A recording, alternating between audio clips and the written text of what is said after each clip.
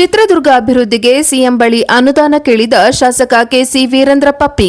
ಚಿತ್ರದುರ್ಗದ ಅಭಿವೃದ್ಧಿಗೆ 4 ಮಹತ್ವಾಕಾಂಕ್ಷಿ ಯೋಜನೆಗಳಿಗೆ ವಿಶೇಷ ಅನುದಾನ ನೀಡುವಂತೆ ಮುಖ್ಯಮಂತ್ರಿ ಡಿಕೆ ಶಿವಕುಮಾರ್ ಅವರಿಗೆ ಮನವಿ.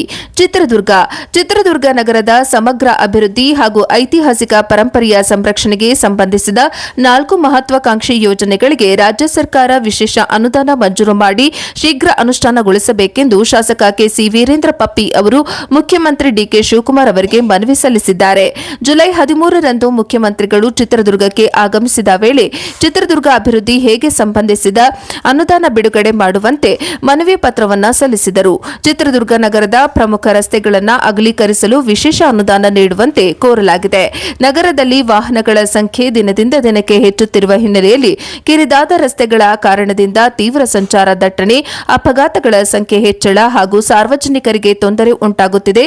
ರಸ್ತೆ ಅಗಲೀಕರಣದಿಂದ ಸಂಚಾರ ವ್ಯವಸ್ಥೆ ಸುಧಾರಿಸುವುದರ ಜೊತೆಗೆ ಪ್ರವಾಸೋದ್ಯಮ, ವ್ಯಾಪಾರ ವಹಿವಾಟು ಹಾಗೂ ನಗರದ ಅಭಿವೃದ್ಧಿಗೆ ಹೊಸ ವೇಗ ದೊರೆಯಲಿದೆ ಎಂದು ಮನವಿಯಲ್ಲಿ ತಿಳಿಸಲಾಗಿದೆ. ಅಲ್ಲದೆ ಆಗಸ್ಟ್ ಅಧಿವೇಶನದಲ್ಲಿಯೇ ಈ ಯೋಜನೆಗೆ ಅನುಮೋದನೆ ಹಾಗೂ ಅನುದಾನ ಘೋಷಣೆ ಮಾಡುವಂತೆ ಮನವಿಯಲ್ಲಿ ತಿಳಿಸಲಾಗಿದೆ. ಚಿತ್ರದುರ್ಗದ ಐತಿಹಾಸಿಕ ದುರ್ಗೋತ್ಸವವನ್ನು ಸರ್ಕಾರದ ವತಿಯಿಂದ ಮರು ಆರಂಭಿಸಿ ರಾಜ್ಯ ಮಟ್ಟದ ಉತ್ಸವವಾಗಿ ಆಚರಿಸಲು 25 ಕೋಟಿ ವಿಶೇಷ ಅನುದಾನ ಮಂಜೂರು ಮಾಡುವಂತೆ ಮನವಿ ಮಾಡಲಾಗಿದೆ. 2006 ಹಾಗೂ 2015ರಲ್ಲಿ ವಿಜೃಂಭಣೆಯಿಂದ ನಡೆದ ದುರ್ಗೋತ್ಸವ ಕಳೆದ ಹಲವು ವರ್ಷಗಳಿಂದ ಸ್ಥಗಿತಗೊಂಡಿದ್ದು, ಅದರ ಪುನರಾರಂಭದಿಂದ ಜಿಲ್ಲೆಯ ಇತಿಹಾಸ, ಸಂಸ್ಕೃತಿ, ಕಲೆ ಹಾಗೂ ಪ್ರವಾಸೋದ್ಯಮಕ್ಕೆ ಹೊಸ ಚೈತನ್ಯ ಸಿಗಲಿದೆ ಎಂದು ಅಭಿಪ್ರಾಯ ವ್ಯಕ್ತಪಡಿಸಲಾಗಿದೆ. ವಿಶ್ವವಿಖ್ಯಾತ ಚಿತ್ರದುರ್ಗ ಕೋಟೆ ಹಾಗೂ ಚಂದ್ರವಳ್ಳಿ ಪ್ರದೇಶಗಳ ಸಮಗ್ರ ಅಭಿವೃದ್ಧಿಗಾಗಿ ಚಿತ್ರದುರ್ಗ ಕೋಟೆ ಮತ್ತು ಚಂದ್ರವಳ್ಳಿ ಅಭಿವೃದ್ಧಿ ಪ್ರಾಧಿಕಾರವನ್ನು ಸ್ಥಾಪಿಸುವಂತೆ ಕೋರಲಾಗಿದೆ.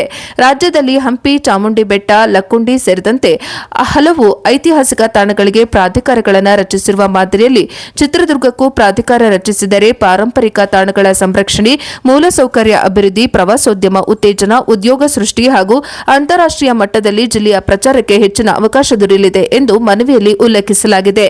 ಚಿತ್ರದುರ್ಗ ನೂತನ ಹೈಟೆಕ್ ಬಸ್ ನಿಲ್ದಾಣ ಕಾಮಗಾರಿಗೆ 47 ಕೋಟಿ 50 ಲಕ್ಷ ವೆಚ್ಚದ ಅಗತ್ಯ ಅನುದಾನ ಮಂಜೂರು ಮಾಡಿ ಆಡಳಿತಾತ್ಮಕ ಅನುಮೋದನೆ ನೀಡುವಂತೆ ಮನವಿ ಮಾಡಲಾಗಿದೆ.